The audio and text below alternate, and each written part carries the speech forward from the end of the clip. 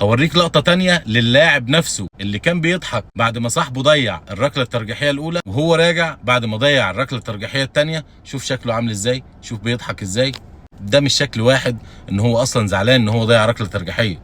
وهي دي التفاصيل المهمة والبسيطة اللي خلت الهلال النهاردة يكسب المباراة. مبروك لكل جمهور الهلال، مبروك لفريق الهلال، أدى مباراة رائعة جدا. والأهلي كمان كان مقدم مباراة رائعة لحد الدقيقة 66 لما أحرز فيرمينيو الهدف الأول للأهلي. لكن اللي فرق في الموضوع شخصية البطل، شخصية الهلال هي اللي فرقت وخلته يرجع في الدقيقة 90 وهو هادي وضاغط ومركز. أحرز هدف التعادل ودخل الركلات الترجيحية وهو مركز زي ما ياسين بونو بيعمل كده حتى بعد الركلة التانية لما ضاعت من النادي الأهلي. بكرة إن شاء الله رب العالمين عندنا مباراة مهمة جدا بين النصر والتعاون، وأتمنى إن النصر يعدي عقبة التعاون ويقابل الهلال في النهاية إن شاء الله رب العالمين، وتكون مباراة قوية جدا في بداية